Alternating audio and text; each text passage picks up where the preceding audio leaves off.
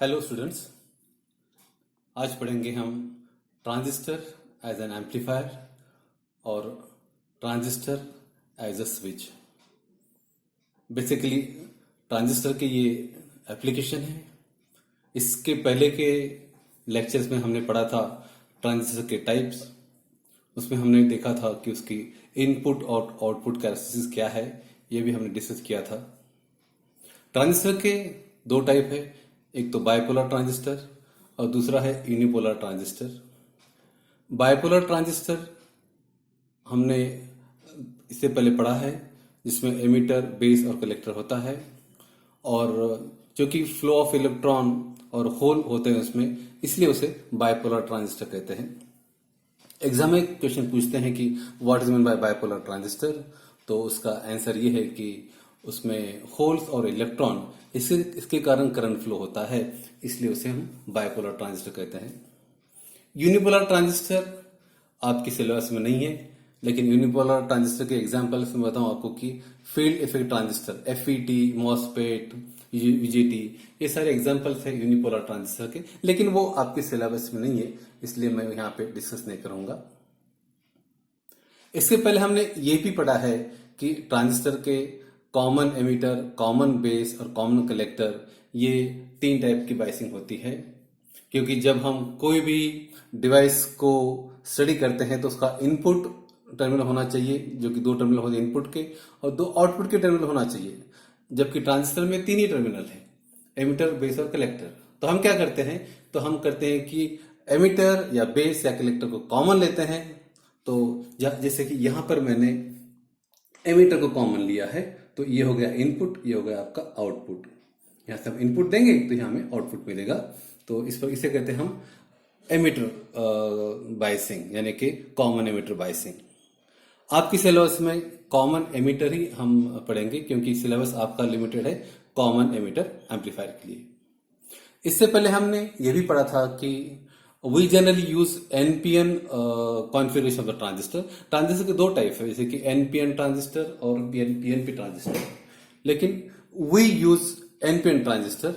The very reason of using NPN transistor is कि उसमें electrons का फ्लो ज्यादा होता है, and we know that the flow of और mobility of electron is better than the holes. Electron का mass कम होता है, मास कम होने के कारण उसका जो फ्लो होता है that is better than the holes, इसलिए we prefer NPN transistor and we don't prefer the PNP configuration of the transistor. तो आज हम पढ़ेंगे ट्रांजिस्टर एज एन एम्पलीफायर और ट्रांजिस्टर एज अ स्विच। उससे पहले मैं आपको बता दूं कि what is mean by amplifier. Amplifier क्या होता है? एम्पलीफायर ये ऐसा डिवाइस होता है जो आपके सिग्नल की स्ट्रेंथ बढ़ाता है। आपके सिग्नल की स्ट्रेंथ बढ़ाता मतलब क्या है कि मान लो आपने कोई छोटा सिग्नल दिया है इनपुट में, तो ये आपको उसकी एनलार्ज कॉपी देगा आउटपुट में। आपने छोटा सिग्नल इनपुट में दिया है तो उसकी एनलार्ज कॉपी आपको आउटपुट में मिलेगी without changing the nature of the waveform. या लेमैन्स लैंग्वेज में हम कहेंगे तो मान लो कि आप मोबाइल पे सॉन्ग सुन रहे हो, तो आपके मोबाइल का जो आवाज है वो आपके रूम या आपके घर के इतना ही सीमित रहेगा, वो आवाज कहीं दूर नहीं जाएगा। लेकिन यदि आप चाहते हैं कि उसका आवाज दूर तक जाए तो क्या करना पड़ेगा, हमें सिग्नल की स्ट्रेंथ बढ़ानी होगी। और सिग्नल की स्ट्रेंथ कैसी बढ़ेगी, तो उसके लिए हम यूज करेंगे एम्पलीफायर। उसके लिए यूज करेंगे हम एम्पलीफायर। तो एम्पलीफायर का काम यह है कि इनपुट जब हम उसे देते हैं तो वो हमें एनलार्ज कॉपी ऑफ इनपुट आगे देता है, यानी कि सिग्नल की जो स्ट्रेंथ है वो हमें बढ़ा के देता है। यहां देख रहे हैं आप, ये इनपुट है तो उसका आपको आउटपुट मिलेगा जो कि बड़े साइज में मिलेगा। क्योंकि उसमें हमें एम्पलीट्यूड बढ़ता है, इसलिए हम उसे एम्पलीफायर कहते हैं। ये एम्पली से देखिए आप, एम्पलीफायर यानी कि उसका एम्पलीट्यूड बढ़ता है, इसे हम एम्पलीफायर कहते हैं।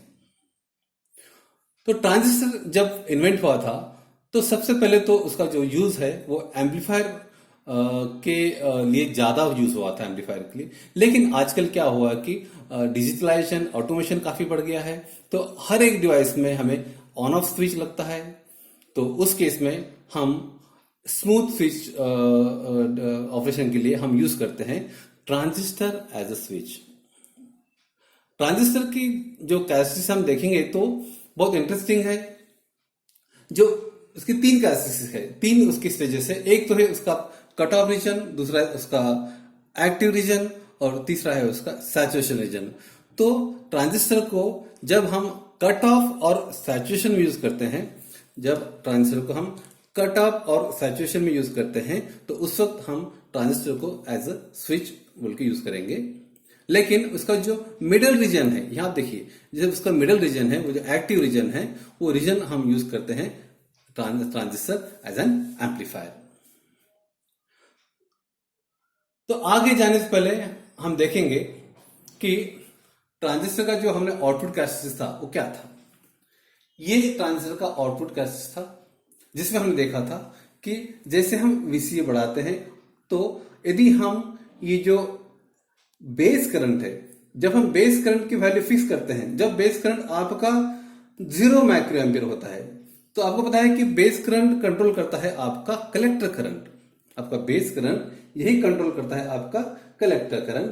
तो जैसे बेस करंट बढ़ेगा तो आपका कलेक्टर करंट बढ़ेगा। तो यहां आप देख रहे हैं कि जब आपका बेस करंट जो माइक्रो एम्पियर होता है वो 0 होता है, जब बेस करंट आपका 0 होता है तो होता क्या है कि आपका जो आईसी है, जो आईसी है कलेक्टर करंट, वो बढ़ता नहीं है क्योंकि it is dependent on IB. तो इस केस में क्या होता है, ट्रांजिस्टर ये एक ऑफ स्टेज में रहता है, ट्रांजिस्टर ये एक ऑफ स्टेज में रहता है।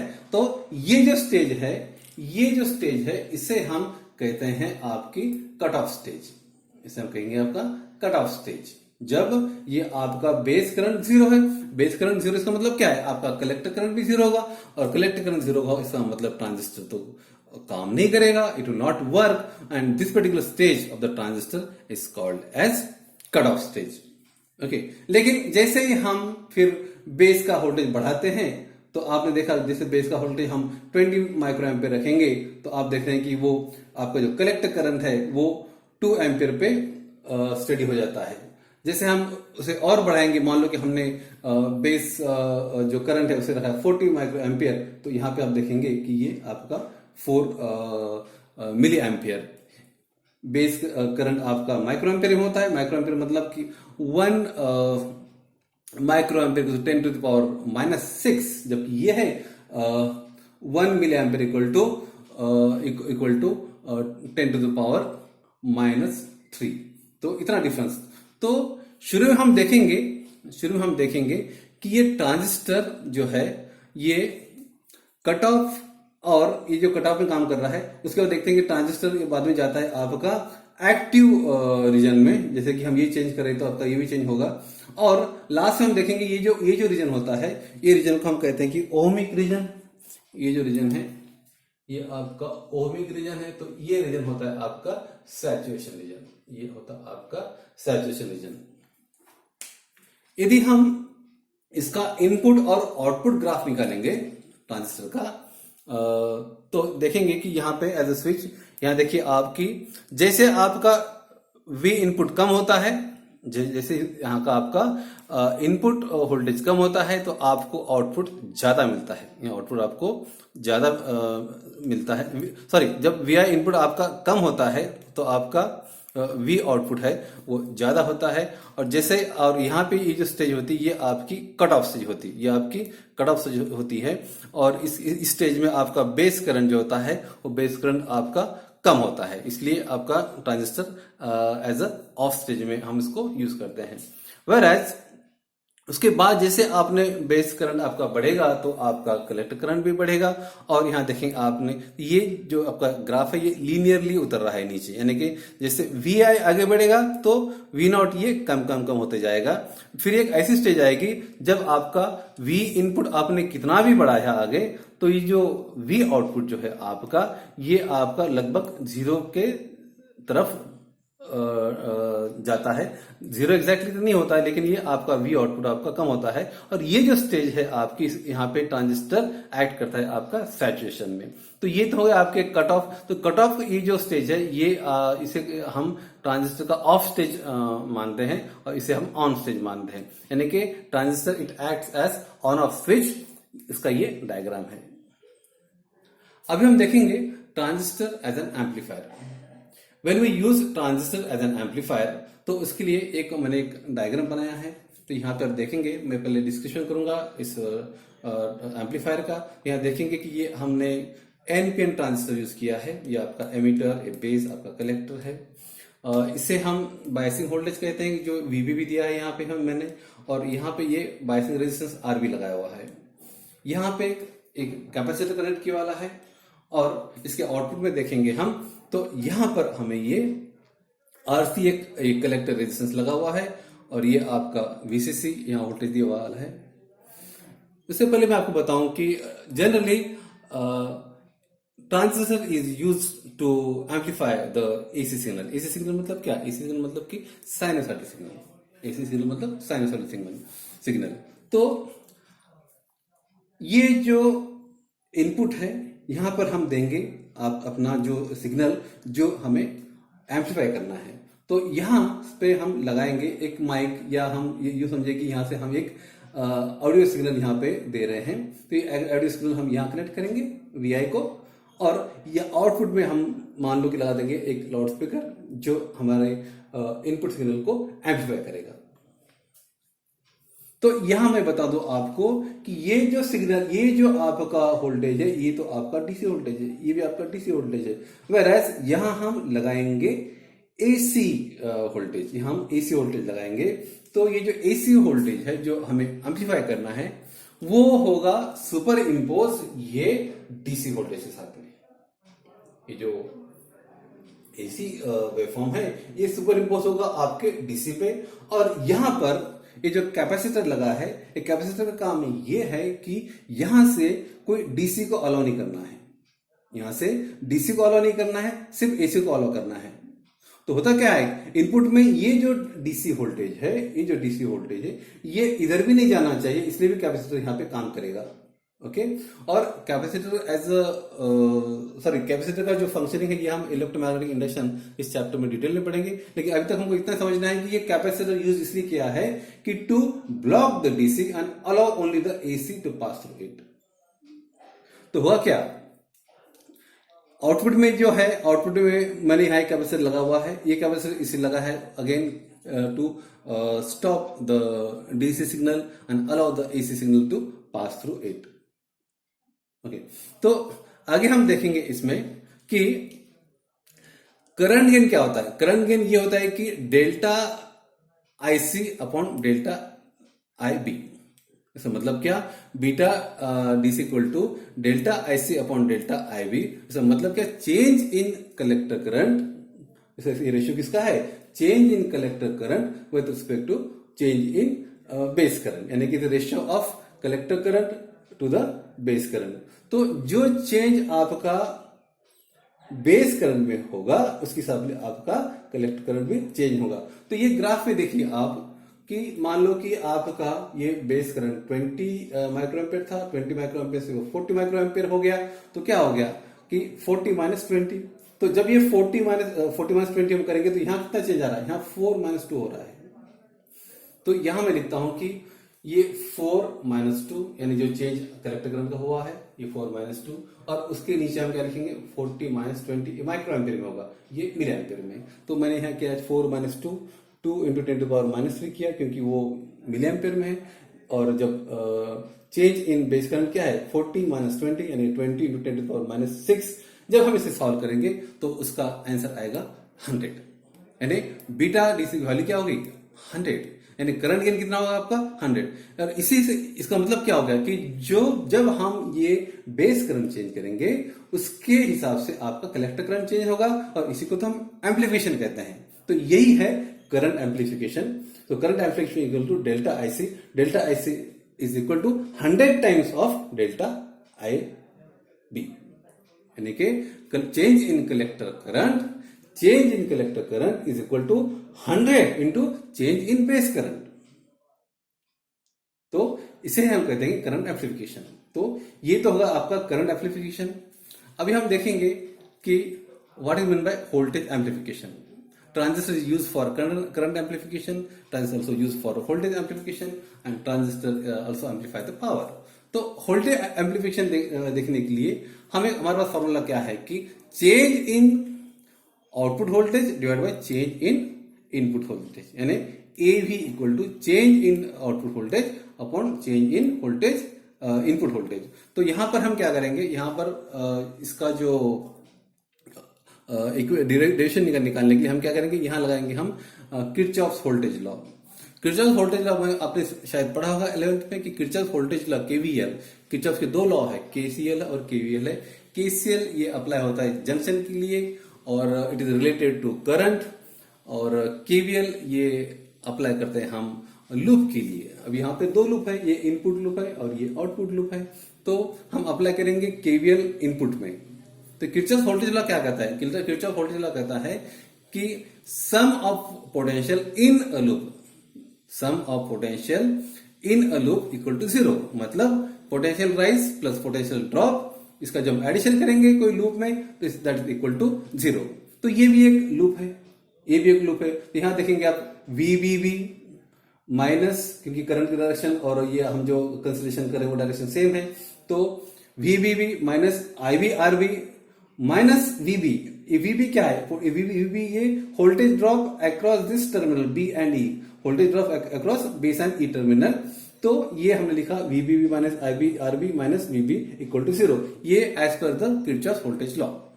तो यहां हम देखेंगे कि इसे यदि हम चेंज के हिसाब से देखें तो हम क्या करेंगे, डेल्टा वीबीबी, इसको हम इसके चेंजेस के हिसाब से यदि हम देखेंगे तो डेल्टा वीबीबी मतलब डेल्टा आईबी, आरबी तो कांस्टेंट है, आरबी रेजिस्टेंस कांस्टेंट है, तो delta IB RB minus delta VBE equal to 0। यानी हमने क्या किया है कि इसके जब चेंजेस होंगे तो हम क्या लिखेंगे, delta VBB minus delta IB RB minus delta VBB. तो यहां पे देखो जब ये हम चेंजेस होते हैं डेल्टा वीबीबी और इसमें, तब ये डेल्टा वीबी में कुछ खास चेंज नहीं होता है, इसलिए हम क्या करते हैं कि डेल्टा वीबी इक्वल टू हमने 0 लिया है। डेल्टा वीबीबी यानी बेस और एमिटर जो जंक्शन होता है, जो फॉरवर्ड बायस जंक्शन होता है, इसमें कुछ खास चेंजेस आते नहीं है, इसलिए हम वीबी इक्वल टू 0 लिया है। इसका मतलब क्या हो गया कि डेल्टा वीबीबी, ना डेल्टा वीबीबी क्या है, डेल्टा वीबी यानी कि डेल्टा वी है, ये इनपुट वोल्टेज का चेंजेस है, इक्वल टू क्या होगा, delta IB RB, delta IB RB, IB क्या है, ये आपका बेस करंट है और आरबी क्या है, आपका रेजिस्टेंस है। तो delta V I equal to delta IB RB. ये तो हो गया आपका change in input voltage during amplification. ऐसे हम क्या करेंगे, ऐसे हम ये जो आउटपुट जो लूप है, जो आउटपुट लूप है, उस लूप का भी हम इक्वेशन निकालेंगे। तो क्या होगा एज पर किरचॉफ वोल्टेज लॉ कि VCC minus ICRC, VCC minus ICRC, क्योंकि करंट का डायरेक्शन और हम जो डायरेक्शन कंसिडरेशन कर रहे हैं वो भी सेम है, इसलिए VCC minus ICRC minus VCE, minus VC मतलब क्या, voltage drop between collector and emitter terminal equal to 0। तो यहां भी हम डेल्टा जो वीसीसी जो है ये हम लेते हैं कांस्टेंट, किस लेते हैं, अभी 0 लिया है हमने। तो होगा क्या equation, minus delta ICRC equal to delta VCE और delta VC equal to minus delta ICRC. फिर डेल्टा वीसी क्या है, डेल्टा वीसी है आपका ये आउटपुट वोल्टेज, क्योंकि यहां पर आप देखेंगे अभी जो स्पीकर लगा हुआ है, ये यहां पर हम स्पीकर लगा रहे हैं, इसका मतलब क्या होगा, ये आपका डेल्टा वीसीई, ये टर्मिनल और ये टर्मिनल एक ही पोटेंशियल पे आएंगे, तो इसलिए delta VC equal to minus delta ICRC. यहां एक बात नोट करने जैसी है कि डेल्टा वीसी की वैल्यू ये नेगेटिव आ रही है, माइनस डेल्टा आईसीआरसी। इसका मतलब क्या हो गया, इसका मतलब ये हुआ कि जब हम इनपुट वेवफॉर्म को एम्पलीफाई करेंगे तो वेवफॉर्म एम्पलीफाई तो होगा, लेकिन उसका जो आउटपुट रहेगा वो इन्वर्टेड रहेगा। उसका आउटपुट क्या रहेगा, आपका इन्वर्ट हो जाएगा 180 डिग्री। आपका आउटपुट क्या होगा, आपका आउटपुट 180 डिग्री इन्वर्ट होगा। इन्वर्ट का मतलब कैसा है, सेम वेवफॉर्म लेकिन उसका 180 डिग्री फेस चेंज होगा उसका, तो ऐसे वेवफॉर्म आएगा। तो delta V naught equal to minus delta ICRC. अभी यहां पे तो हमें मिल गया वी आई और यहां पर मिला हमें वी ओ, यानी ये इनपुट और ये आउटपुट। तो वोल्टेज एम्प्लीफिकेशन का फॉर्मूला ये है, वोल्टेज एम्पलीफिकेशन फॉर्मूला क्या है कि AV equal to delta V naught upon delta VI। तो यहां हम वैल्यू पुट करेंगे तो माइनस डेल्टा ICRC, ये कहां से मिला हमें, ये यहां से मिला, minus delta ICRC divided by delta IBRB। Delta IBRB हमें यहां से मिला, यहां से ये मिला आपको, ये आपका VO है, ये आपका VI। तो ये हमने यहां रख दिया और ये जो वैल्यू हमने यहां रख दिया। तो हमें क्या मिलता है, equal to minus beta AC dot into RC upon RB। Okay, तो ये delta IC upon delta IB equal to beta AC हो गया और ये आपका रेजिस्टेंस RC और RB। इसका मतलब क्या हो गया कि आपका जो एम्पलीफिकेशन जो होता है वो एम्पलीफिकेशन आपका डिपेंडेंट है RC और RB में, ये RC और ये RB। इसका मतलब यदि आपको एम्पलीफिकेशन में चेंजेस करने हो तो आपको क्या चेंज करना होगा, आपको चेंज करना होगा RC और RB, यानी कलेक्टर रेजिस्टेंस या बेस रेजिस्टेंस की वैल्यू आप चेंज करेंगे तो आपका वोल्टेज एम्पलीफिकेशन चेंज होगा। ये हम इस इक्वेशन से समझ सकते हैं। तो ये तो हो गया आपका वोल्टेज एम्पलीफिकेशन। पहले देखा हमने करंट एम्पलीफिकेशन, उसके बाद में देखा हमने वोल्टेज एम्पलीफिकेशन, और अब हम देखेंगे पावर एम्पलीफिकेशन। तो हम देखते हैं कि पावर का फॉर्मूला क्या है। पावर का फॉर्मूला है P equal to V voltage into current, P equal to V into I, आपको ये पता होगा। तो इसी प्रकार जब हम इसका एम्पलीफिकेशन की बात करेंगे तो क्या होता है, power amplification equal to V voltage amplification into आपका करंट एम्पलीफिकेशन, यानी कि minus beta AC RC upon RB। Okay, जो हमने यहां से लिया है ये वोल्टेज का, और ये जो बीटा AC है ये लिया हमने यहां से। ओके, तो minus beta AC RC upon RB into beta AC, तो हमें क्या मिला, minus beta square AC into RB upon RC। तो ये फॉर्मूला हो गया आपका वोल्टेज एम्पलीफिकेशन। तो इसी तरह हम करंट, वोल्टेज और पावर को एम्पलीफाई करते हैं, और उसी का ये सर्किट है। और यहां देखा हमने कि ये आपका कट ऑफ रीजन है, ये आपका सैचुरेशन रीजन है, और ये आपका एक्टिव रीजन है। और ये जो कैरेक्टरिस्टिक्स है इसे हम कहते हैं ट्रांजिस्टर की transfer characteristics of the transistor, transfer characteristics of the transistor.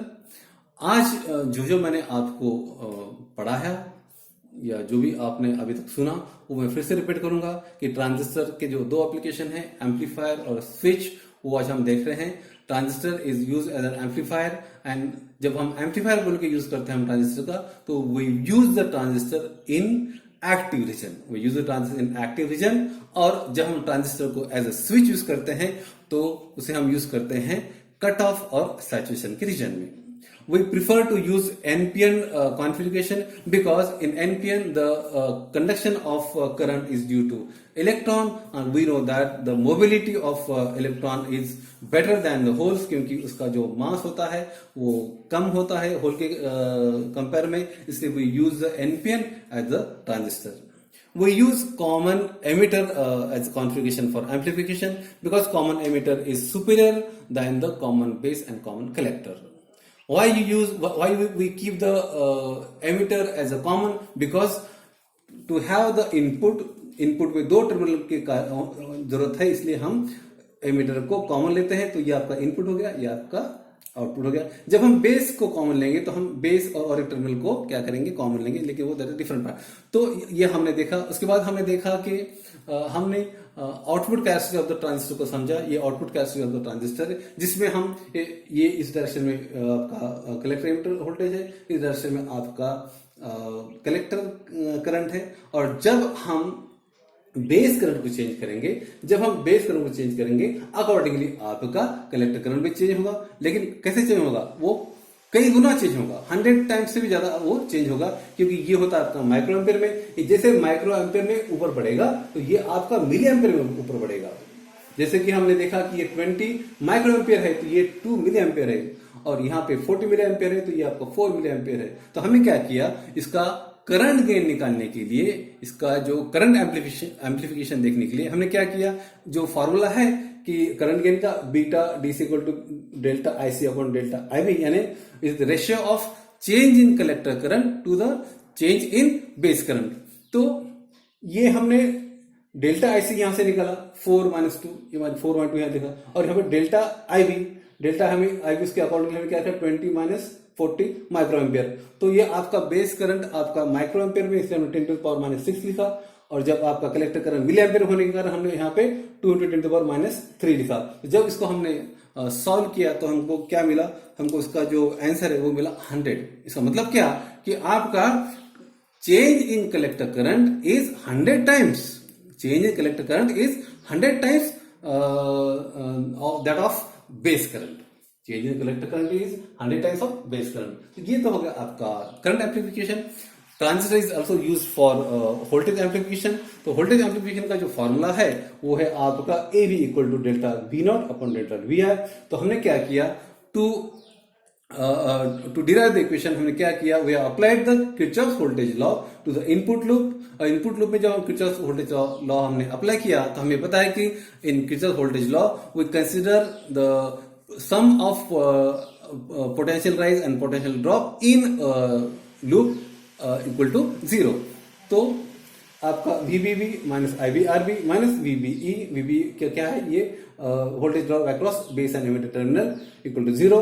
इसमें देखा हमने कि डेल्टा VB को हमने 0 लिया है, चेंजेस ज्यादा नहीं होते हैं, इसलिए डेल्टा VI इक्वल टू मिला हमको डेल्टा IBRB। यहाँ पे डेल्टा VI क्या है, डेल्टा VI आपका डेल्टा VBB यानी कि जो इनपुट आपका। तो एक इक्वेशन मिला हमको यहाँ पे इनपुट का, इनपुट वोल्टेज के चेंजेस का। ऐसे हमने आउटपुट में भी एक केवीएल अप्लाई किया to calculate the value of delta V0। तो यहाँ हमको मिला कि VCC minus ICRC minus VC equal to 0। तो यहाँ पे हमने डेल्टा VCC 0 लिया, तो क्या मिला हमको minus delta ICRC equal to VC ही, ओके, क्योंकि VC ये तो 0 लिया हमने, बाकी बचता कितना, इतना बचता है, ओके। तो फिर delta VC equal to minus delta ICRC हुआ। इसका मतलब क्या हो कि change in output voltage equal to minus delta ICRC। तो यहाँ ये दो जो डेरिवेशन है इससे हमें मिला है डेल्टा VI के वैल्यू और डेल्टा V0 का वैल्यू।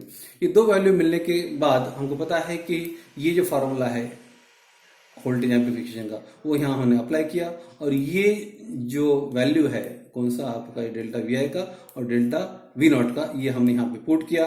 तो हमें क्या मिला, हमको मिला minus delta ICRC upon delta IBRB। तो ये जो है डेल्टा IC और ये डेल्टा IB, ये क्या होता है, ये होता है आपका बीटा IC, ये आपका बीटा IC होता है। तो हमने इसको रिप्लेस किया उससे, तो वोल्टेज एम्प्लीफिकेशन क्या हो गया आपका minus beta AC into RC upon RB। तो ये तो होगा आपका फॉर्मूला वोल्टेज एम्प्लीफिकेशन के लिए। तो यहां से मिला हमको करंट एम्प्लीफिकेशन, यहां से मिला हमको वोल्टेज एम्प्लीफिकेशन, और हमें पता है कि पावर एम्प्लीफिकेशन निकालने के लिए हमको लगता है वोल्टेज एम्प्लीफिकेशन और करंट एम्प्लीफिकेशन, इसका मल्टीप्लिकेशन। तो यहां देखेंगे आप तो P इक्वल टू VI, या ये फॉर्मूला जनरल फॉर्मूला है पावर का। तो पावर एम्प्लीफिकेशन में भी हम V amplification into A amplification, actually ये करंट एम्प्लीफिकेशन लिखना चाहिए मैंने, तो ये मैं इसको I करता हूं, कोई फर्क नहीं पड़ेगा।